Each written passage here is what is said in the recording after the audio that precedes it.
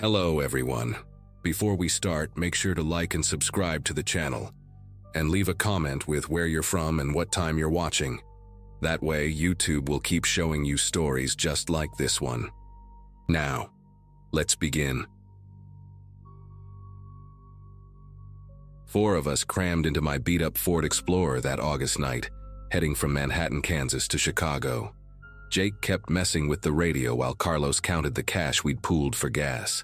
Tommy sprawled across the back seat, already half asleep despite promising to stay awake for the whole drive. We'd graduated from K-State just 3 months earlier, and I was moving to start my new job at a software company downtown. The guys insisted on making the 12-hour drive with me, said it was tradition, one last adventure before we all went our separate ways.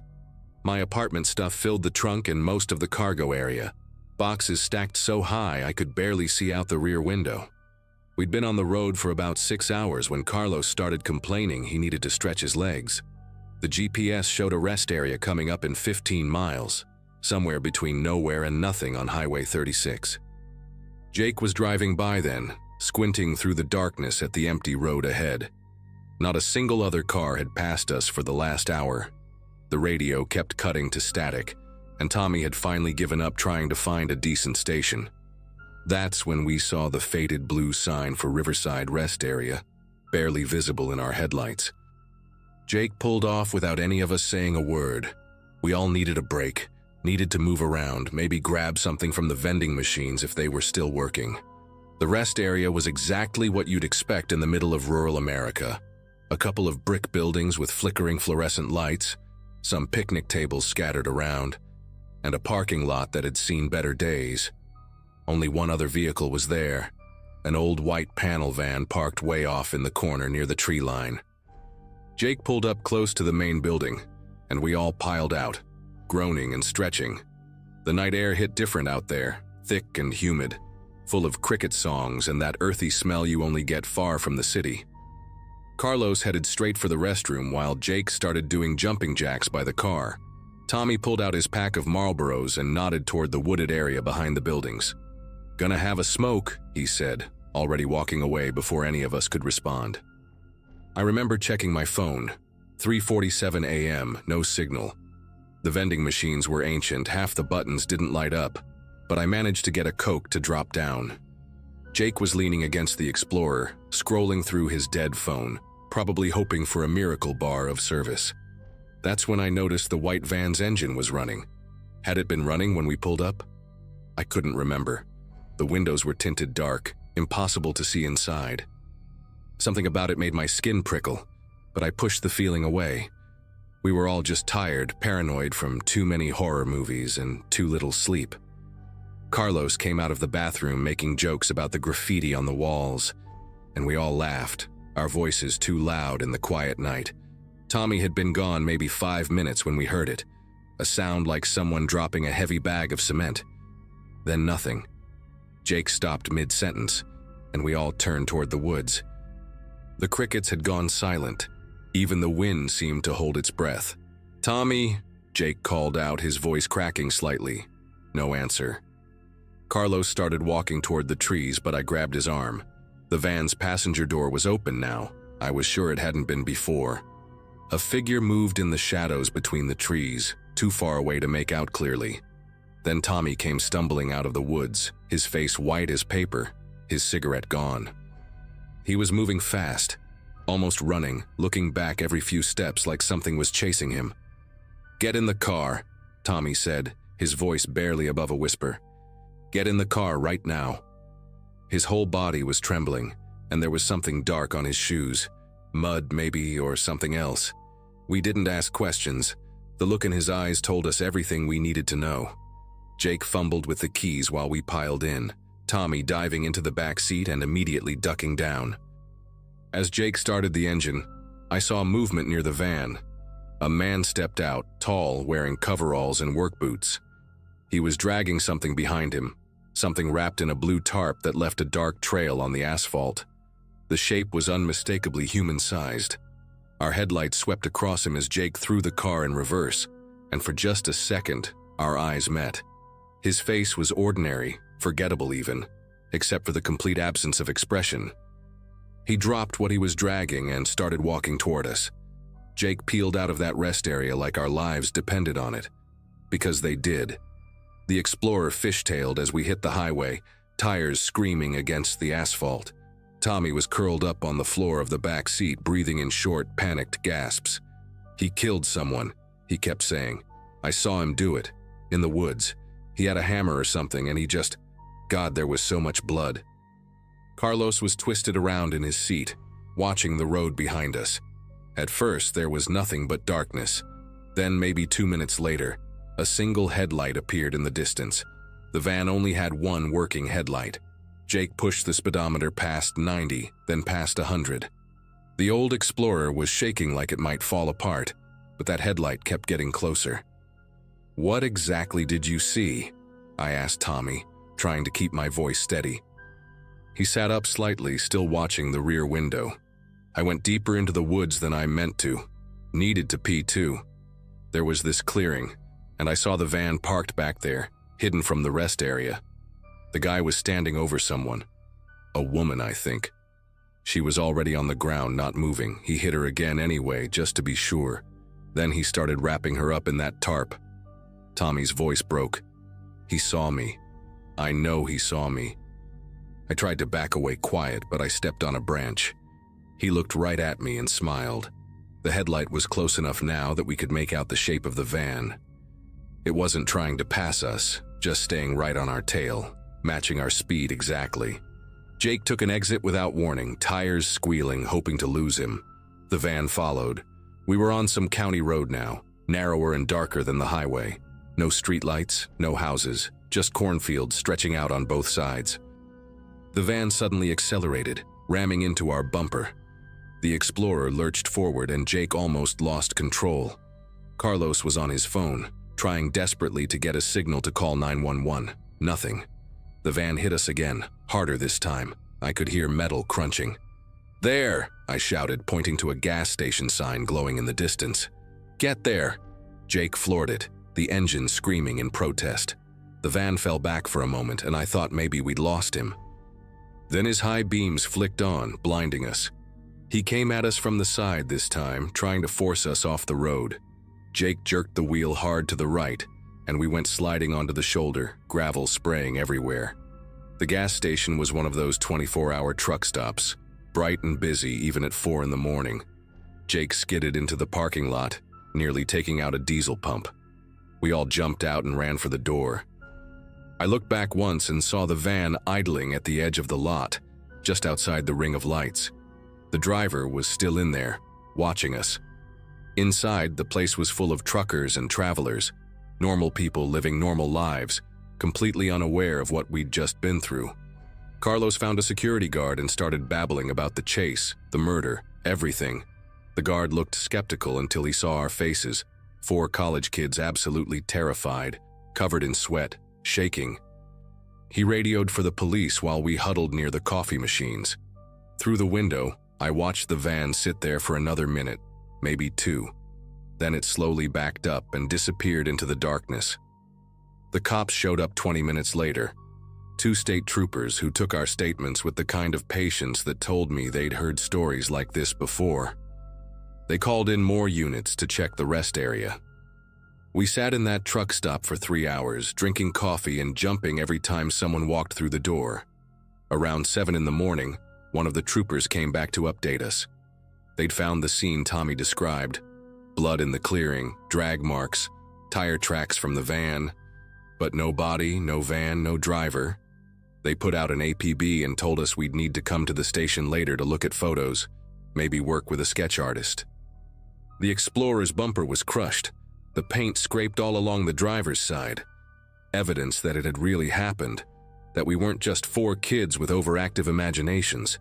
We made it to Chicago eventually, after giving official statements and getting the car checked out. The police called a few times over the next weeks with updates. They'd found similar crime scenes at other rest areas, going back years. Same MO, same type of van spotted nearby. They never caught him. Tommy moved back home to Nebraska after that, said he couldn't handle being away from family. Jake still won't drive at night. Carlos became obsessed with true crime podcasts, trying to find similar cases. And me? I still live in Chicago, still have that job at the tech company, but I've never taken that route again. Sometimes I check the news for stories about rest area murders, wondering if he's still out there. The detective assigned to our case retired last year, but she called me before she left. Said ours was one of the lucky ones, the ones who got away. She also said something that still keeps me up at night. They'd found 12 bodies over the years, all young women, all killed the same way Tommy had described. We'd interrupted him that night. If we hadn't shown up when we did, there would have been 13.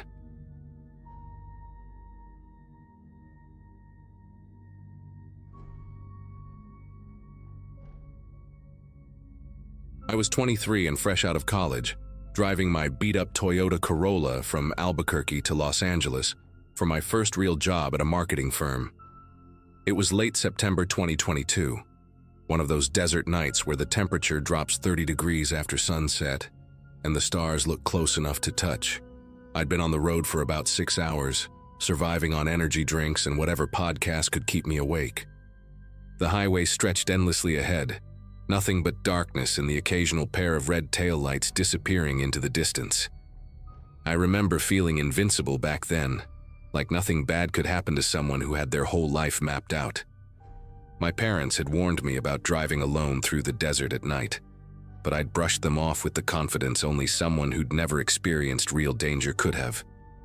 Around 2 a.m., somewhere past the Arizona border, my bladder started screaming for attention. I'd been holding it for the last hour, hoping to make it to a bigger town, but the next exit sign promised services, and I couldn't wait any longer. The off-ramp led to a single gas station, one of those ancient places with flickering fluorescent lights and pumps that probably hadn't been updated since the 90s. A faded sign read, "Desert Stop 24 Hours," in letters that were missing chunks of paint. Only one other vehicle sat in the lot, a rusted pickup truck parked crooked near the air pump. I pulled up to pump 3 closest to the building and killed the engine. Through the grimy windows, I could see a clerk slumped behind the counter, the blue glow of his phone illuminating his face. The place gave me the creeps, but nature was calling louder than my instincts.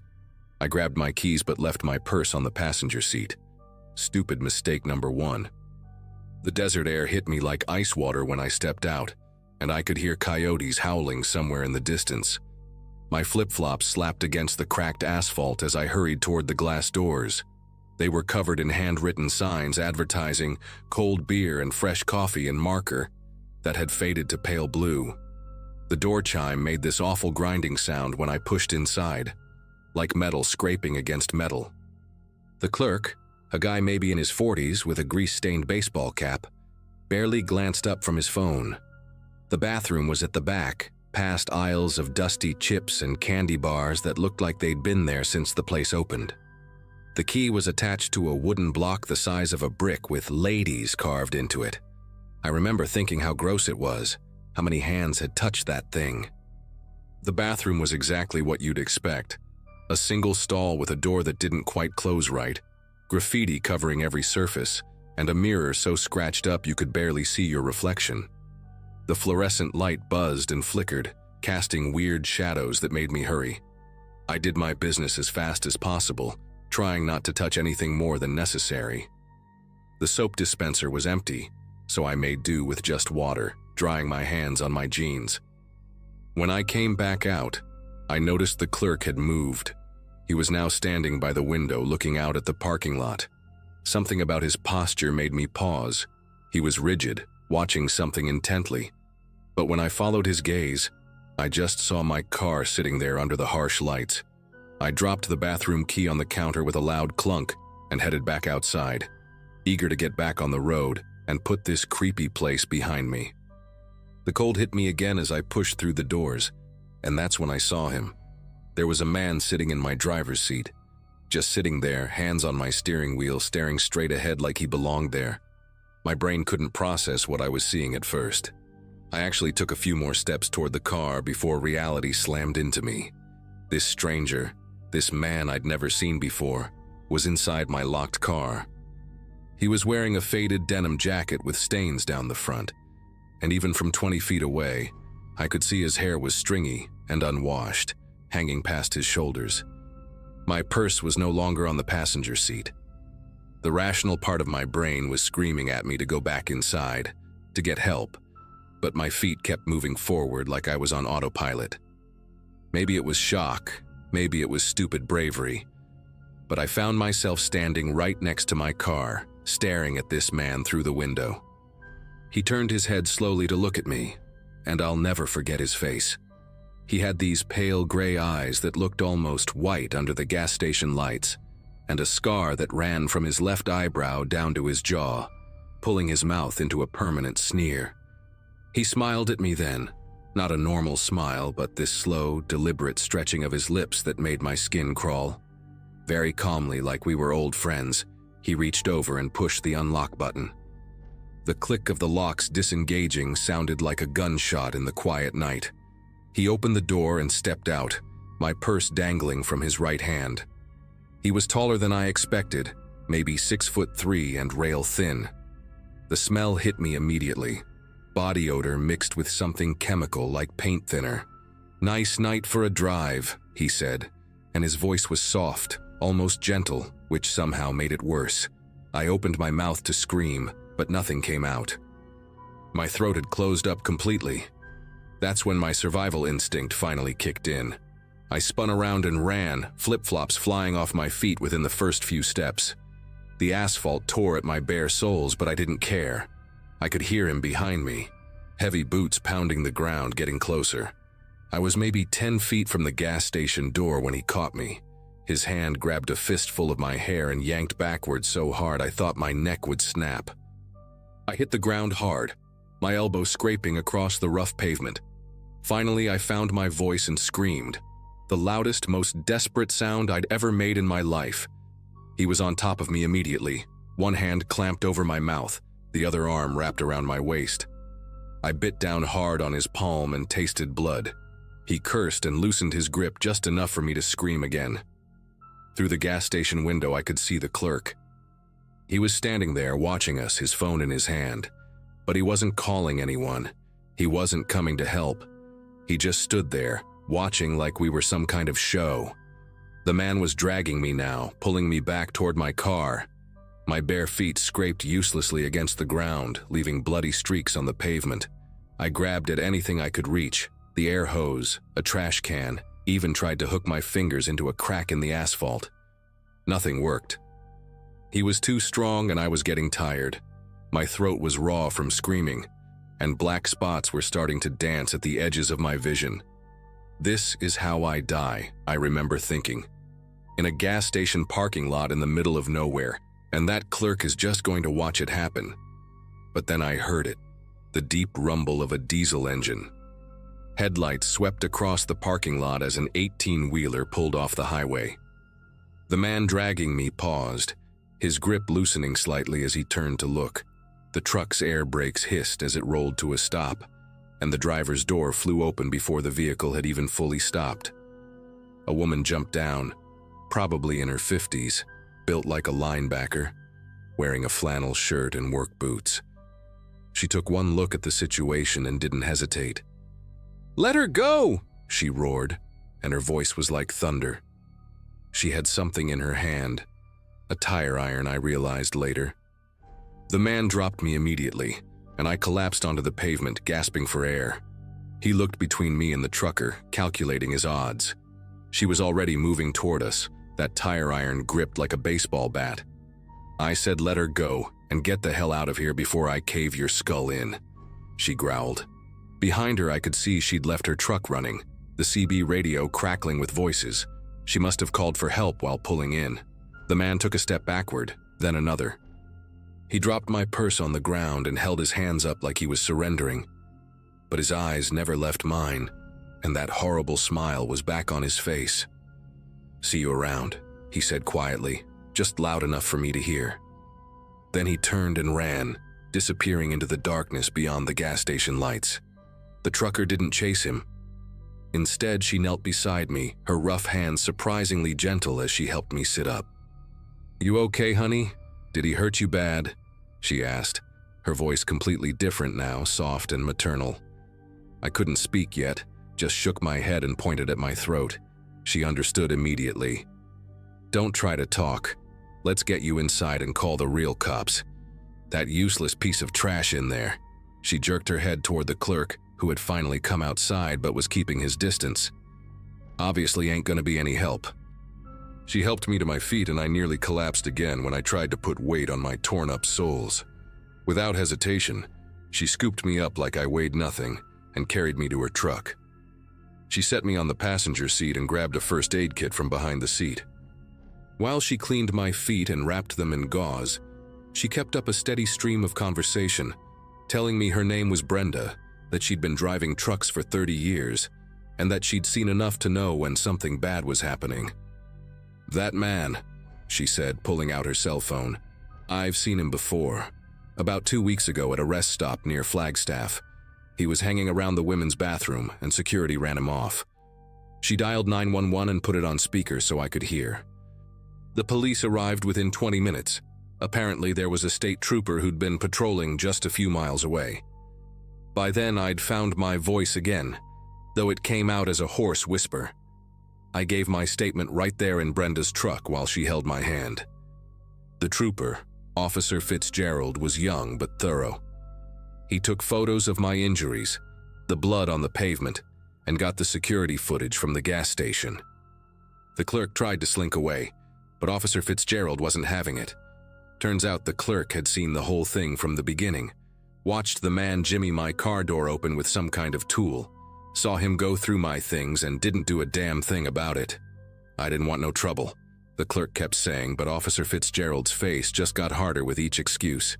When they ran the description Brenda and I gave, something interesting popped up on their system. A man matching that exact description, right down to the scar, was wanted in connection with 3 kidnappings across Arizona and New Mexico. His name was Robert Henley, and he'd been targeting young women traveling alone, always at isolated gas stations or rest stops. The part that still gives me nightmares is what they found when they searched the area. Robert's truck, that rusty pickup I'd seen when I arrived, was hidden behind the station. In the bed under a tarp, they found zip ties, a roll of duct tape, and a shovel. There was also a notebook with detailed notes about different women he'd been watching, including their license plates and routes. My plate number wasn't in there yet, which means I was a random opportunity. Officer Fitzgerald told me later that I was lucky. The other 3 women who'd encountered Robert Henley hadn't been seen again. Brenda stayed with me through all of it, even followed me to the next town to make sure I got a motel room safely. She gave me her number and made me promise to call when I reached Los Angeles. The police impounded my car as evidence, so I had to rent one to finish my journey. They caught Robert 2 days later at another gas station 50 miles west, trying the same thing with another woman. This time the clerk called 911 immediately. He's serving life now, and those 3 missing women were never found. I still drive to California sometimes for work, but I never stop at isolated gas stations anymore. And I always remember Brenda, the trucker who didn't hesitate to save a stranger's life.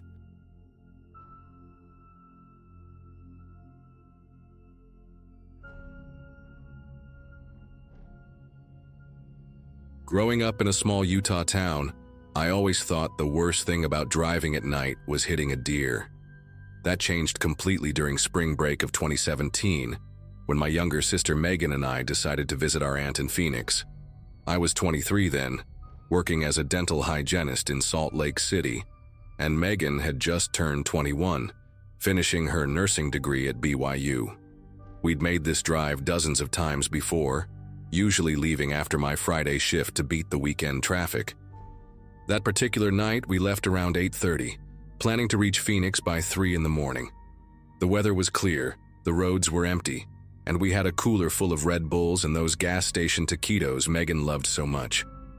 We were somewhere past Cedar City, probably 2 hours into the drive, when I first noticed the headlights in my rearview mirror.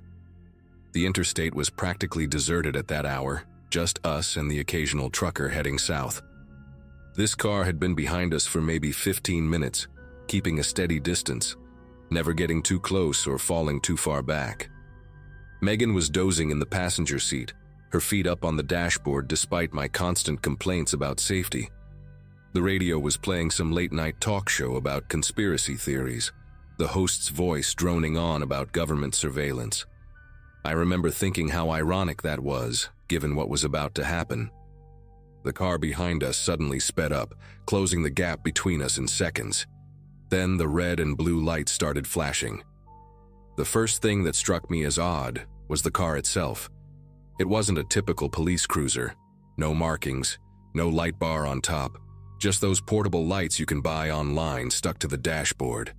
But I'd heard about unmarked cars before, especially on these long stretches of highway where they catch speeders. I nudged Megan awake and started slowing down, looking for a safe spot to pull over. The shoulder was narrow, barely wide enough for a car, with nothing but sagebrush and darkness beyond. Megan sat up groggily, squinting at the lights behind us. "Were you speeding?" she asked, rubbing her eyes. I wasn't. I'd had my cruise control set at exactly 75 since we left Cedar City. The unmarked car followed us closely as I eased onto the shoulder, gravel crunching under our tires. Through the side mirror, I watched a figure emerge from the vehicle behind us. He was tall, maybe 6'2", wearing dark jeans and what looked like a plain black windbreaker. No uniform, no badge visible. He walked with this strange, purposeful stride, like someone trying too hard to appear official. The way he moved made every nerve in my body tighten. He had one hand resting on his hip, where a gun might be, though I couldn't see one in the darkness. His other hand held a flashlight, but he kept it pointed down at the ground instead of using it to see better. When he reached my window, I only rolled it down about 2 inches. Up close, I could see his face clearly, clean-shaven, probably mid-40s, with deep-set eyes and this peculiar scar that ran from his left ear down to his jaw, like someone had tried to draw a question mark on his face.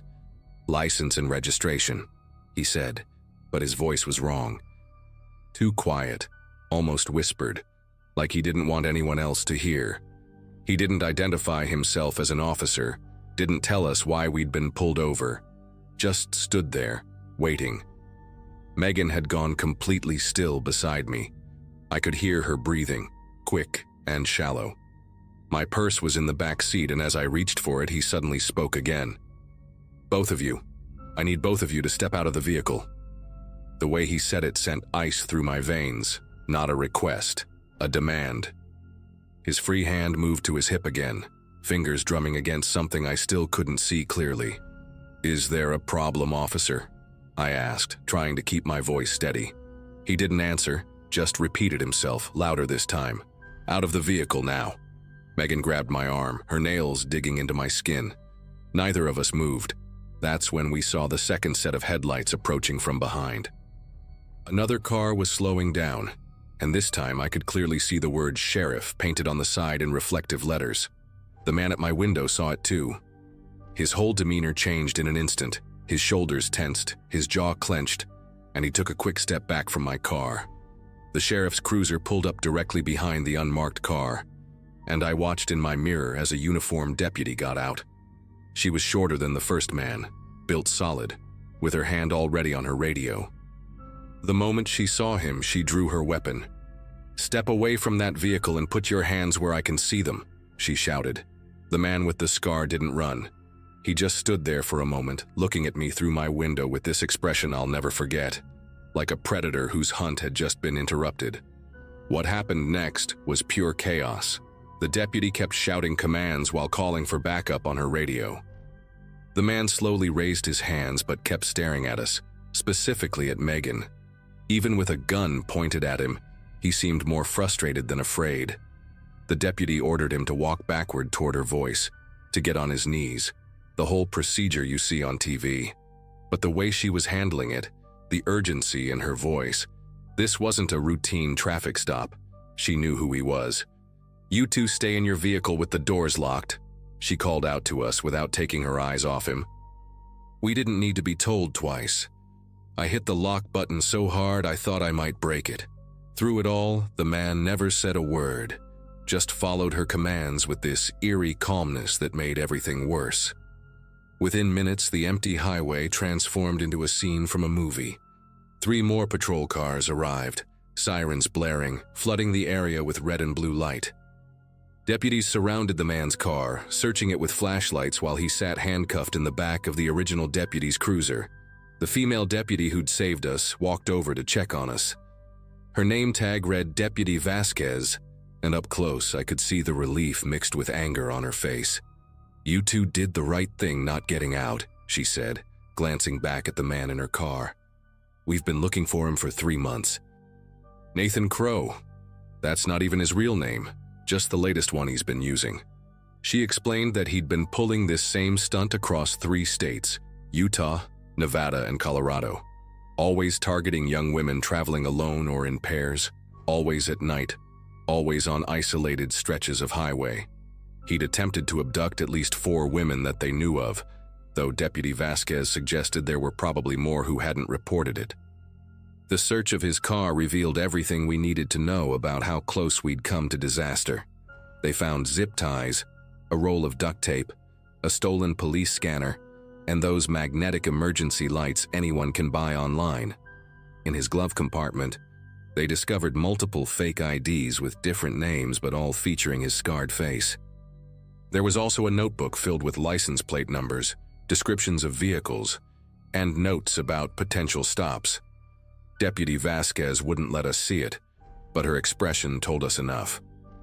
The most disturbing find was a police uniform, complete with a badge that looked real enough to fool anyone in the dark. He'd been escalating, getting bolder with each attempt. The deputy told us that in Colorado he'd actually managed to get a woman out of her car before a passing trucker scared him off. She'd been missing for 6 hours before they found her, traumatized but alive, abandoned at a rest stop 50 miles away. Megan hadn't said a word since the deputy started explaining. She sat there gripping my hand, tears streaming down her face. Deputy Vasquez asked if we wanted to press charges, which seemed like a ridiculous question, until she explained that some victims chose not to, too shaken to go through with testimony. We both said yes immediately. She took our statements right there on the side of the highway, the desert wind whipping through the sagebrush around us. Every detail felt important now. How long he'd followed us, what he'd said, that distinctive scar. Other deputies photographed our car, the exact spot where we'd stopped, even the tire tracks in the gravel. One of them mentioned that Crow had likely been monitoring police channels, waiting for a night when patrol units were spread thin. If Deputy Vasquez hadn't been returning from a domestic violence call just 5 miles away, things would have ended very differently. They kept us there for nearly 2 hours, making sure we were okay to drive and gathering every possible piece of evidence. Deputy Vasquez gave us her direct number and made us promise to call when we reached Phoenix. She also arranged for a patrol car to follow us to the next town, just to be safe. As we prepared to leave, I saw them loading Crow into a transport van. He was looking directly at our car again, and even from that distance I could see him mouth something. I'll never know what he said, and I'm grateful for that. The deputy noticed too, and stepped between us, blocking his view. "Don't give him any more of your energy," she said. "He's going away for a long time." We found out later that he was already on parole for an assault charge from 2015, which meant this would violate his terms. Combined with the attempted abductions and impersonating an officer, Deputy Vasquez estimated he'd get at least 15 to 20 years. The rest of our drive to Phoenix was surreal. Megan and I barely spoke, just held hands across the center console while I drove exactly the speed limit with both hands gripping the wheel. Every car that appeared in my mirrors made my heart race. We stopped once for gas in St. George, and I couldn't bring myself to get out. Megan had to pump while I sat there with the doors locked, scanning the parking lot. We made it to our aunt's house just as the sun was rising, exhausted and shaken, but safe. The next few months were rough. I had nightmares about that scar, about being pulled over on dark roads. Megan switched to day shifts at the hospital after graduating, unable to drive at night anymore. We both testified at his trial 6 months later, along with 3 other women he targeted. He was convicted on all counts and received 18 years. The prosecutor said our case was the strongest because we'd stayed in the car and Deputy Vasquez had caught him in the act. These days, I still make that drive to Phoenix sometimes, but never at night, and I always tell people, if something feels wrong during a traffic stop, trust your gut. Real officers won't mind if you call 911 to verify. That hesitation, that locked door, those 2 inches of rolled down window, they saved our lives that night.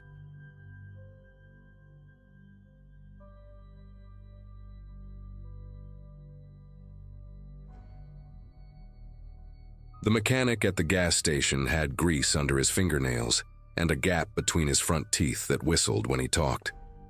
Brandon and I had pulled into his shop just outside Holbrook because the Ford Ranger we'd borrowed from his older brother was making this grinding noise whenever we hit 60. The guy told us it was just the heat shield rattling, nothing serious, then mentioned we could save about 2 hours getting to Phoenix if we took what he called the Old Cattle Road instead of staying on the interstate. He drew us a little map on the back of our receipt, his hands leaving oil smudges on the paper. Said to turn off at mile marker 47, follow the dirt road for about 20 miles until we saw a yellow water tower, then hang a left. Simple enough, and we were already running late because we'd spent too much time at the petrified forest that morning. That was around 3 in the afternoon on a Tuesday. The sun was brutal even in March, and the AC in Brandon's brother's truck barely worked. We had our windows down, music cranked up, just 2 20-year-olds from Michigan thinking we were having the adventure of our lives. Brandon kept doing this thing where he'd stick his hand out the window and let it surf the wind while I drove, occasionally pointing out weird rock formations or abandoned buildings we passed. We'd been roommates since freshman year, bonded over late-night FIFA tournaments and our shared hatred of our calculus professor. This trip was supposed to be our last real break before we had to start thinking about internships and real life. Neither of us had any idea that by sunset, we'd be wondering if we'd ever make it home at all. Mile marker 47 came up faster than expected. The turnoff was barely visible, just a gap in the guardrail with a dirt road stretching into the desert. No signs, nothing. Brandon double-checked the receipt map while I slowed down, and we could still see the mechanic's pencil marks showing this was the right spot. The road started out decent enough, hard-packed dirt with the occasional pothole. We passed a few abandoned structures in the first couple miles. An old gas pump standing alone like a metal skeleton. A collapsed wooden shack with a door hanging from one hinge. Brandon was taking pictures with his phone, saying his Instagram followers back home would eat this stuff up. The landscape was different from anything we'd seen in Michigan, all red rocks and scraggly bushes, with these tall cacti that looked like they were waving at us. About 10 miles in, things started getting weird. The road narrowed and got rougher, forcing me to slow to maybe 15 miles an hour. We hadn't seen another car since we turned off the highway, and our phones had lost signal completely about 5 miles back. The yellow water tower the mechanic mentioned was nowhere in sight. Instead, we started noticing these makeshift crosses along the roadside, made from old fence posts and wrapped in faded fabric. At first there were just a few, but then they started appearing every 100 yards or so. Some had plastic flowers attached, bleached white by the sun. Others had small objects hanging from them, keys, ribbons, what looked like children's toys. Brandon stopped taking pictures and got quiet, which wasn't like him at all. The music from the radio had turned to static, so I switched it off. The only sounds were the truck's engine and the crunch of tires on dirt. 20 miles in, still no water tower.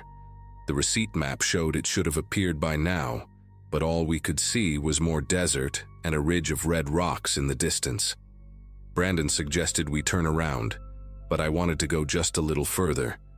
We'd already come this far, and turning around on the narrow road would be tricky. That's when we saw the first shoe. It was hanging from a mesquite tree branch, a small pink sneaker that couldn't have been bigger than a size 3. Then we saw more. Boots, sandals, tennis shoes, all different sizes and styles, strung up in the trees like some kind of bizarre fruit. They swayed in the breeze, making this soft creaking sound. Some were sun-bleached and falling apart, others looked almost new. There must have been hundreds of them spread across maybe a dozen trees.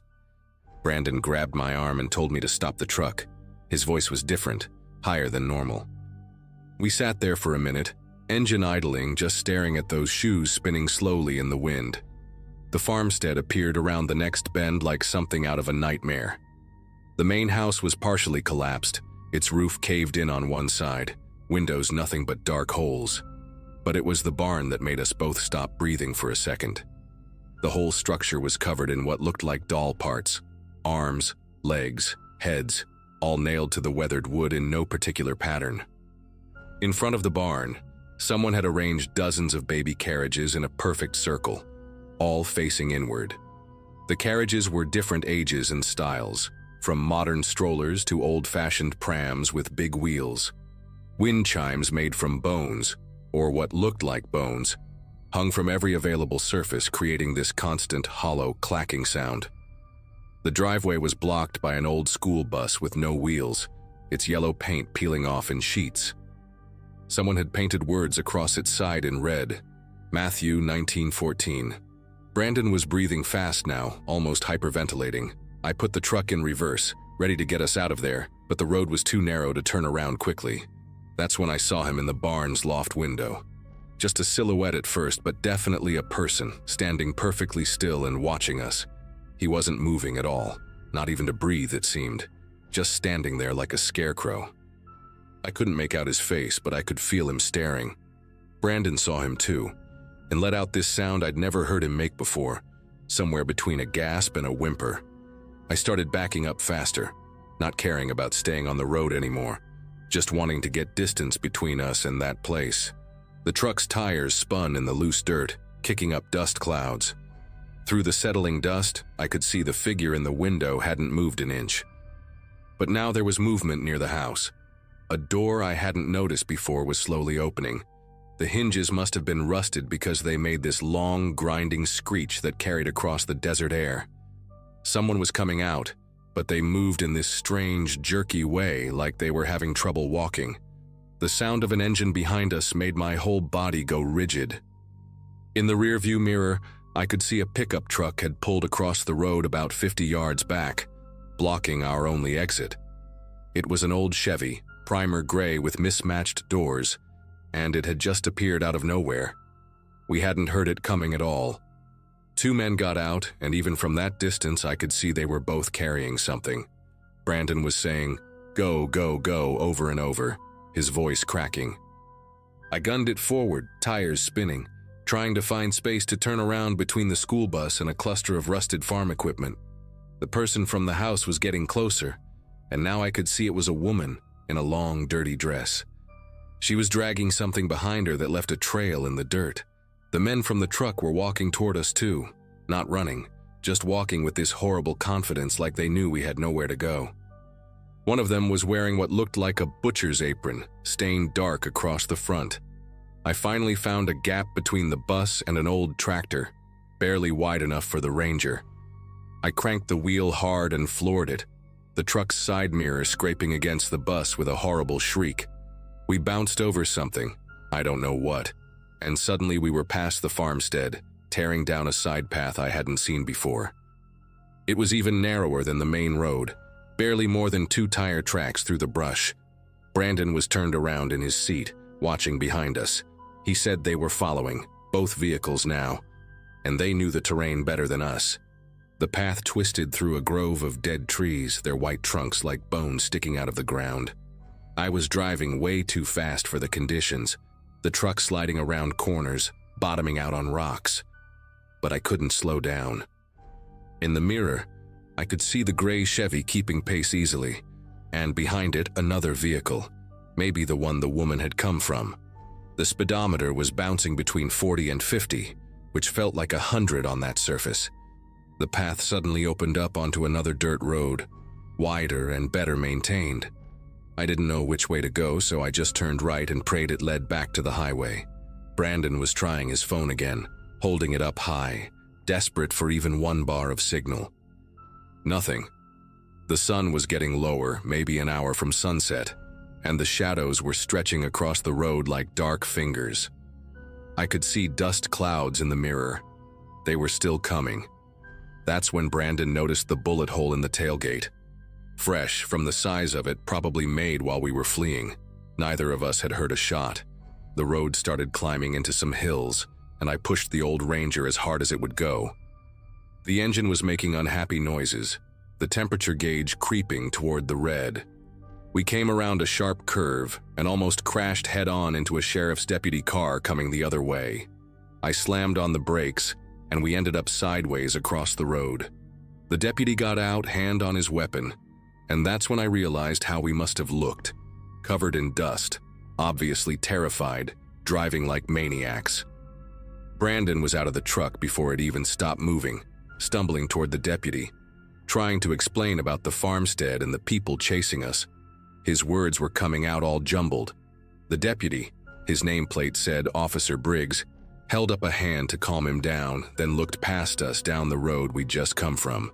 No dust clouds, no vehicles, just empty road disappearing into the desert. He walked around our truck, stopped at the bullet hole, ran his finger along its edge. Then he asked us to slow down and start from the beginning. I told him about the mechanic, the shortcut, everything we'd seen. While I talked, he kept glancing down the road, and I noticed his hand never left his holster. When I finished, he was quiet for a long moment. Then he told us to follow him back to the highway, said we'd been lucky. The area we'd driven through was private property, he explained, and the folks who lived out there didn't take kindly to trespassers. He wouldn't elaborate beyond that, just kept saying we were lucky.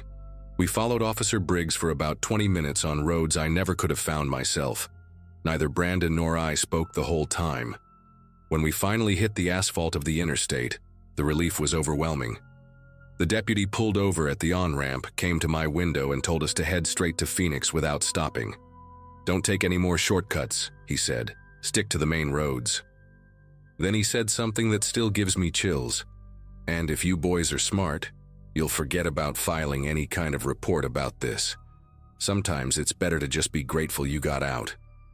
He waited until we pulled onto the highway before turning around and heading back the way we'd come. Brandon and I drove for 3 hours straight before stopping, well into Phoenix city limits, at a bright truck stop full of people. We never made it to Texas. Instead, we turned around the next morning and drove straight back to Michigan, taking turns at the wheel, only stopping for gas. We never talked about filing a report. We never even told Brandon's brother about the bullet hole. Said it must have been there before and we hadn't noticed. But sometimes, late at night, I'll search online for that area, trying to find any mention of the farmstead or the crosses or those shoes in the trees. I never find anything. It's like that place doesn't exist. Maybe that's for the best. All I know is that mechanic knew exactly where he was sending us, and we weren't the first ones he'd sent down that road. I'm sure of that.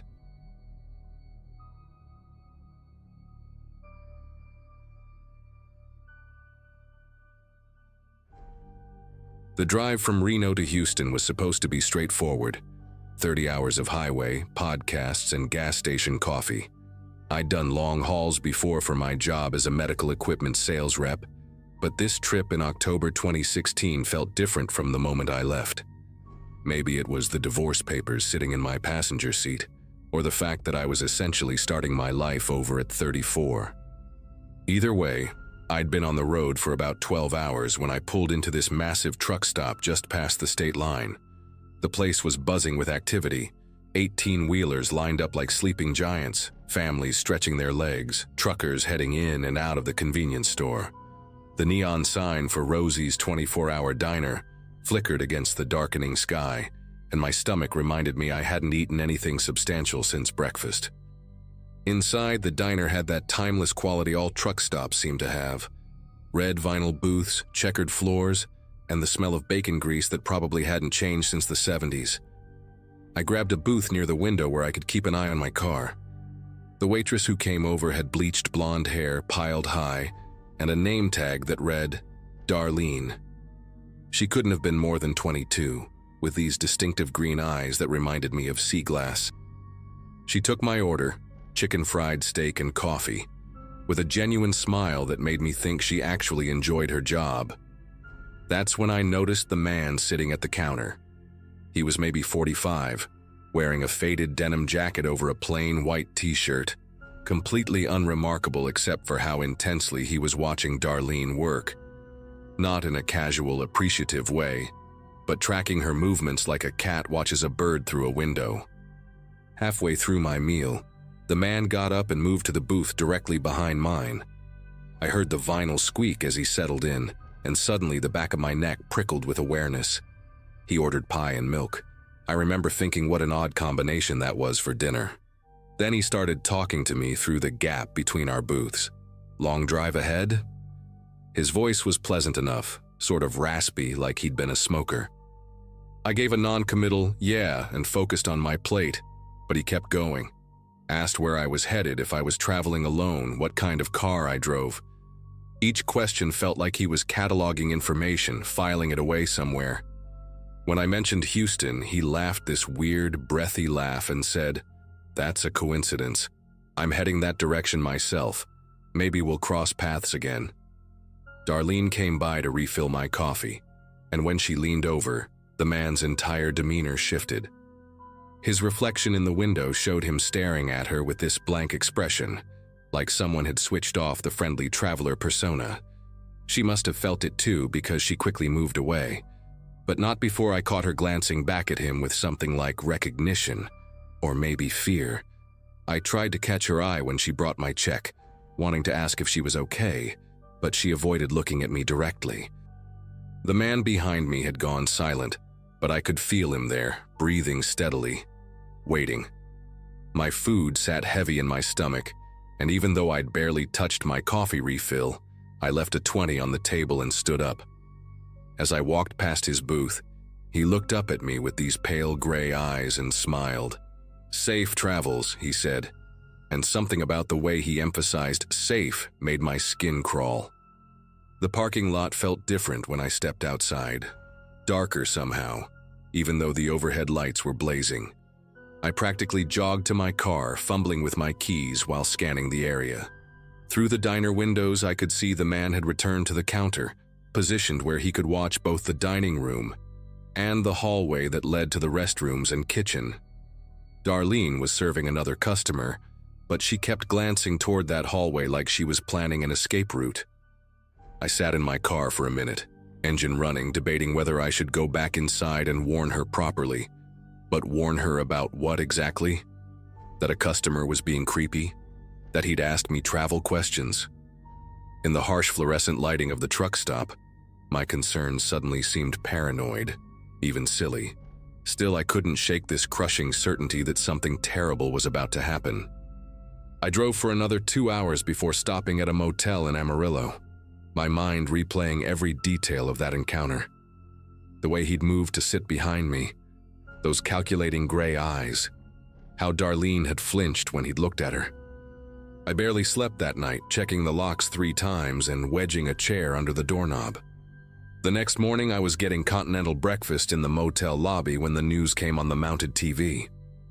The reporter was standing in front of a familiar building, Rosie's 24-hour diner. My plastic spoon clattered onto the table as I heard her words. 22-year-old waitress found dead in the employee restroom. Suspected homicide. Security footage shows a male customer following the victim. They showed a blurry still image from the security camera, and even though it was grainy, I recognized the denim jacket, the white t-shirt, that predatory posture I'd observed just hours before. The news report said her name was Darlene Foster, and she'd been working at Rosie's for only 3 months, saving money for nursing school.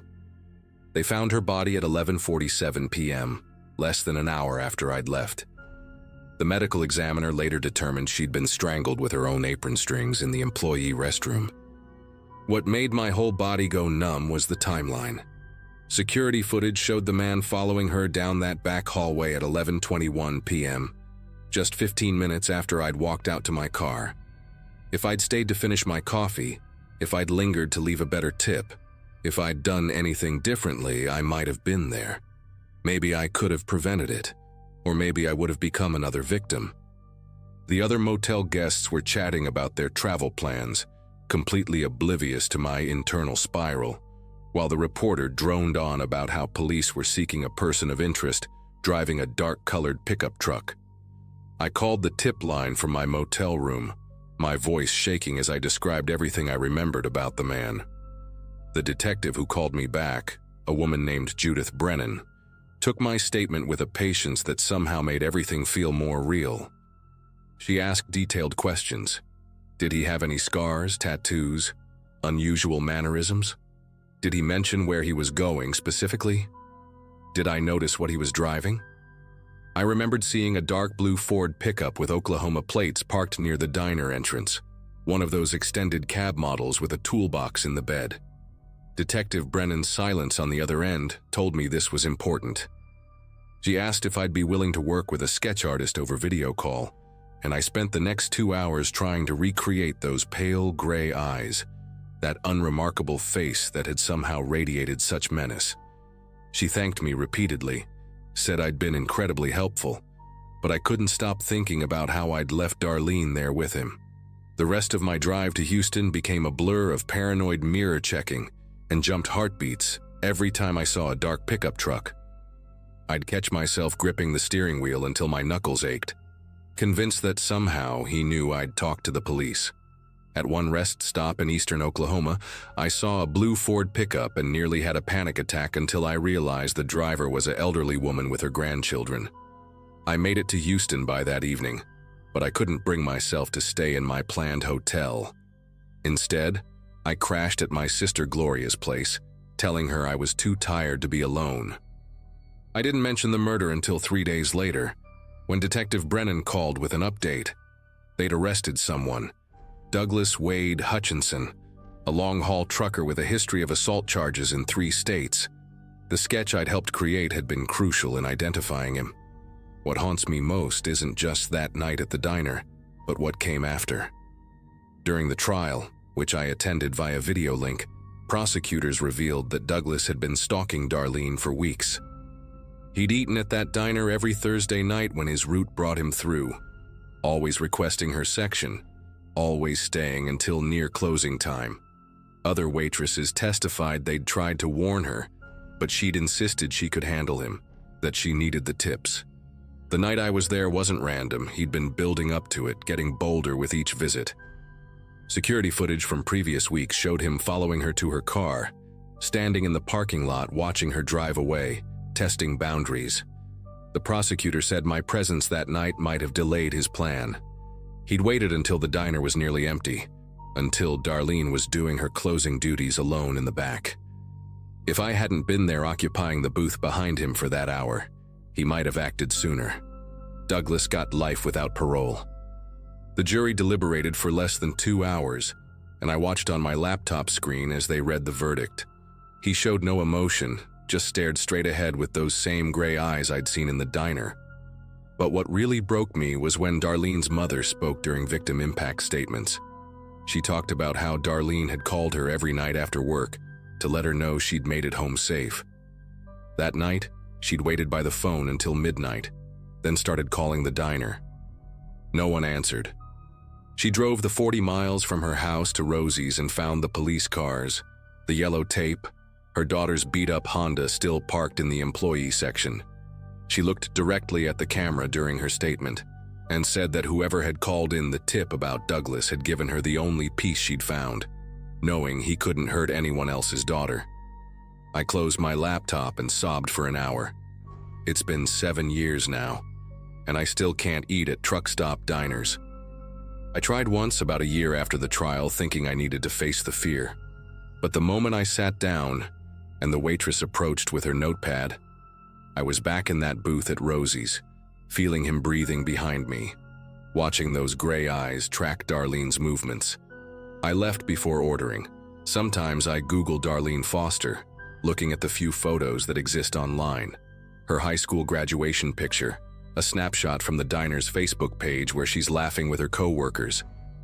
She would have been 29 now, probably finished with nursing school, maybe married with kids. I think about the 37 minutes between when I left and when he followed her to that restroom. I know logically that staying wouldn't have changed anything. He'd been planning this for weeks. He would have found another opportunity. Detective Brennan told me that my leaving might have saved my life, that Douglas had items in his truck suggesting he'd been prepared for multiple victims. But on quiet nights when I'm lying in bed replaying that evening, I still see Darlene's forced smile as she avoided my eyes. Still feel the weight of that unfinished coffee. Still wonder if maybe, just maybe, I could have done something more.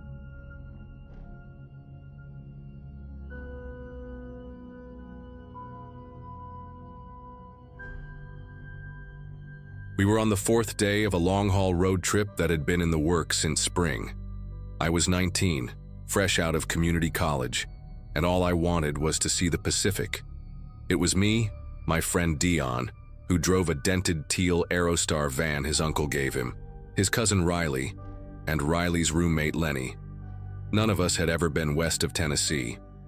We packed light, split the gas, and took turns behind the wheel, sleeping in shifts and living mostly off vending machines and dollar menu burgers.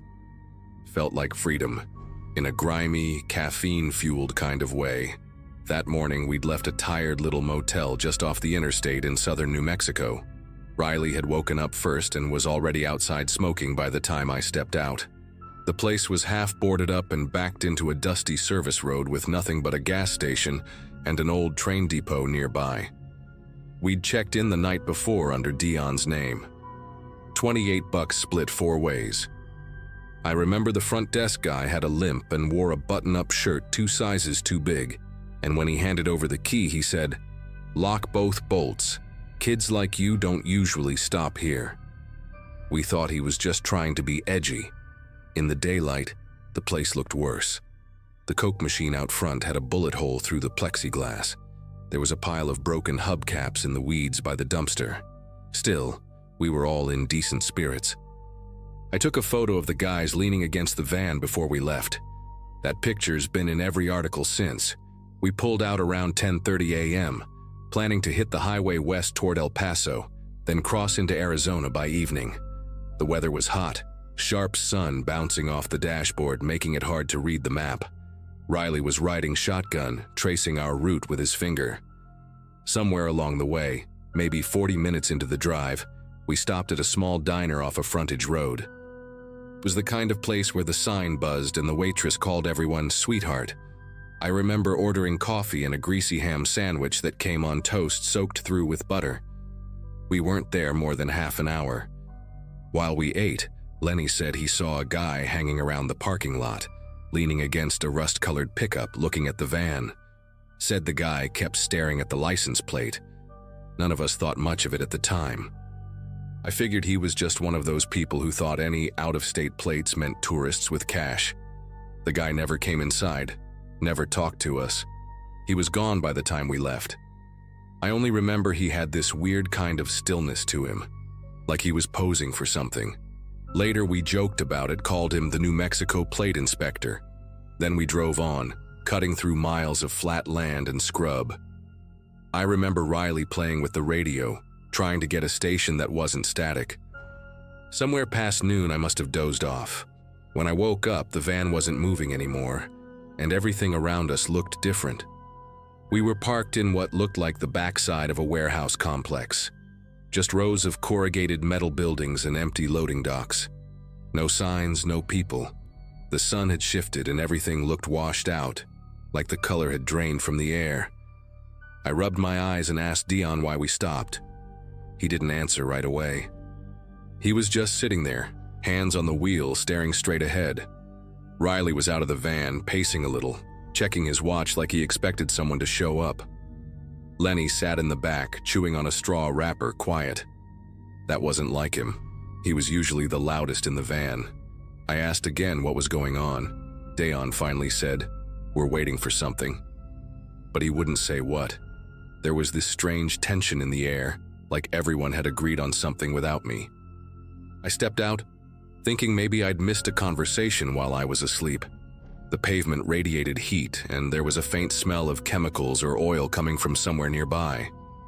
I asked Riley again what we were doing there. He just shrugged and said, It's not that far off track. Then he asked if I remembered the guy from the diner. I told him yeah, the guy with the truck. Riley said he thought we were supposed to meet him. I laughed at first, thought it was a joke. But he didn't laugh back. He looked, not scared, but like he'd already accepted something. Like this stop was inevitable. That's when I noticed the van doors were all unlocked, and Dion had turned the key halfway in the ignition but hadn't started the engine.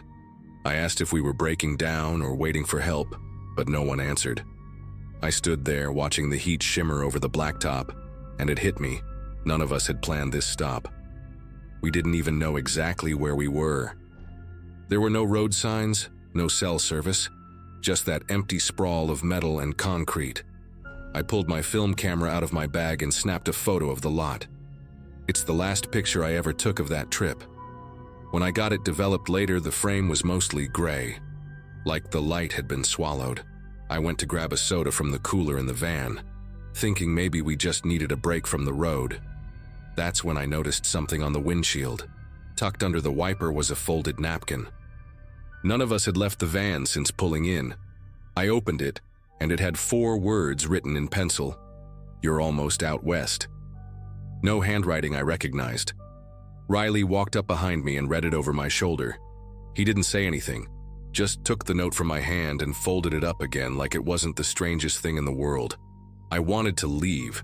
Every part of me wanted to get back on the road and pretend that place never existed. But no one else moved. Eventually, I got back in the van and sat there waiting. Minutes passed, maybe longer. No one said much. Riley was staring at the napkin. Dion had this faraway look like he was trying to remember something, and Lenny kept glancing out the back window like he expected someone to show up. I said, "Let's go, seriously." Dion nodded slowly, turned the key fully, and the engine coughed but didn't start. He tried again. Same thing.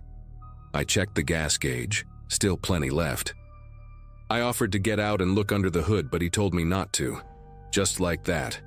Not angry, just firm. That's when I realized something had shifted in them. They weren't acting like themselves anymore. It was like they were all waiting for instructions I hadn't been given. I reached for my bag in the back seat and told them I was going to walk back to the main road. Riley looked at me and said, "You won't find it." That sentence still haunts me. I opened the door and stepped out anyway. The air had gone still. No sound, no birds, not even wind. I walked in a straight line for what felt like half an hour, but the rows of buildings never changed.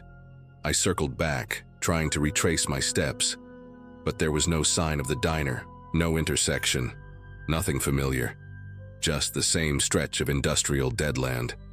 When I finally made it back to the lot, the van was gone. No tire marks, no sound in the distance. Just that empty lot, still shimmering in the heat. I screamed their names until my throat gave out. There was nothing. I sat there until the sun went down and the shadows stretched long across the pavement. I don't remember falling asleep, but when I woke up, I was behind a different building entirely, near a freight yard with lights flickering overhead. A trucker found me there around midnight. He said I was dehydrated and babbling. They brought me to a clinic on the outskirts of El Paso. I kept telling them about my friends, about the van, about the napkin. The cops said there was no record of any incident, no sign of the vehicle. A few days later, they found Dion's Aerostar abandoned near a shipping terminal just outside the city. Doors locked, keys in the ignition, bags still inside. A bag of fast food was sitting on the floor of the passenger side. The receipt was dated 2 days after they disappeared. I've told this story maybe a dozen times over the years, but no one believes me. Not really. I've searched every missing persons database I could find. There's no record of Dion, Riley, or Lenny anymore. Not even DMV entries. It's like they were erased. But I have that one photo, the 3 of them by the van, the morning we left the motel. I had it scanned and backed up on multiple drives now, just in case. I still see that napkin in my head sometimes, those words in faint graphite. "You're almost out west." I never figured out what that meant or who left it, but I know what I saw. And I know I wasn't supposed to walk away from that lot. Every time I talk about it, I feel like I'm peeling off something that was meant to stay buried.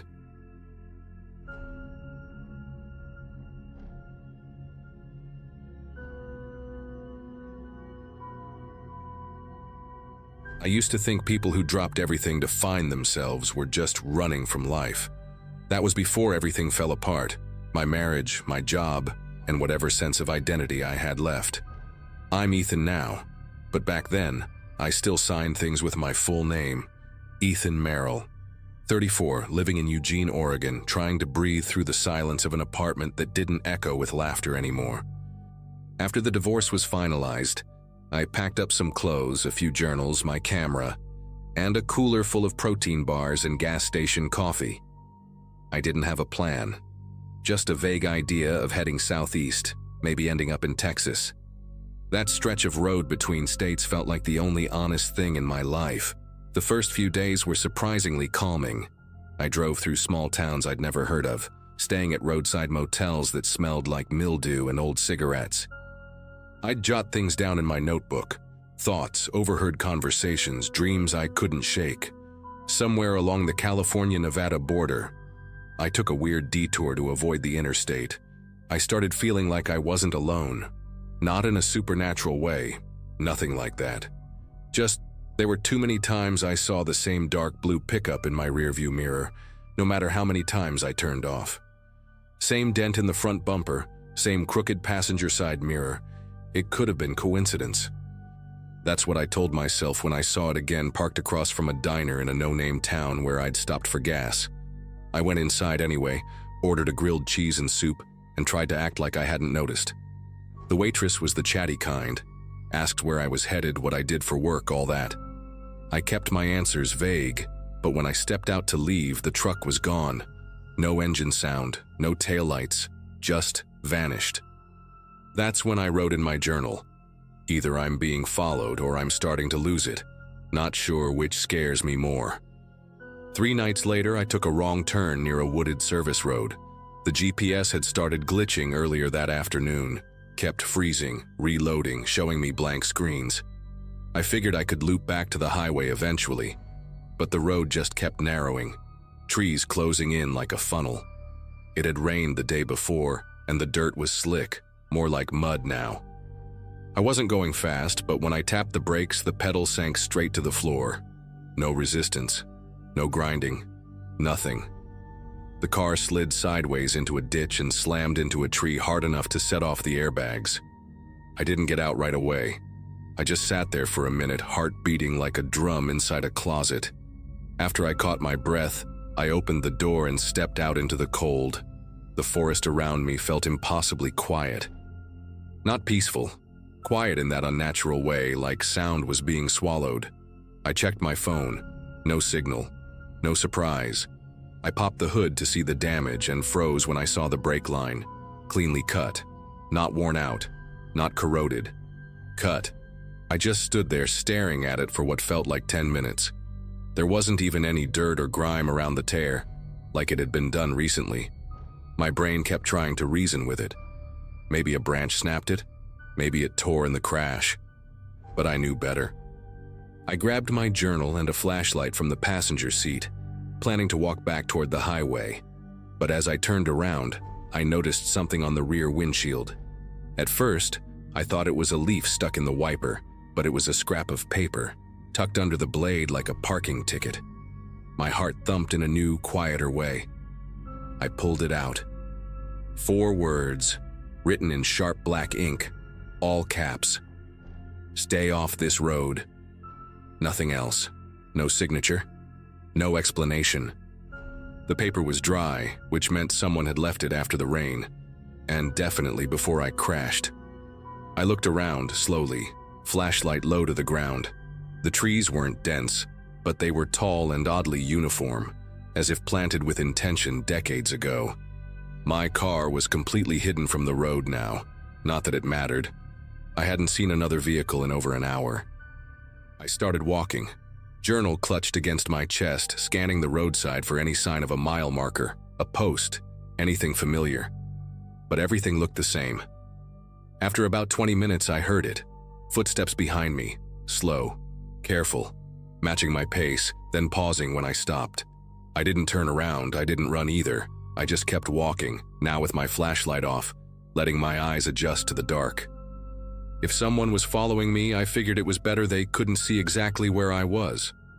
But the worst part wasn't the footsteps. It was the breathing. Shallow and steady, like someone trying too hard to be quiet. I veered off the road, moving through the trees as quietly as I could.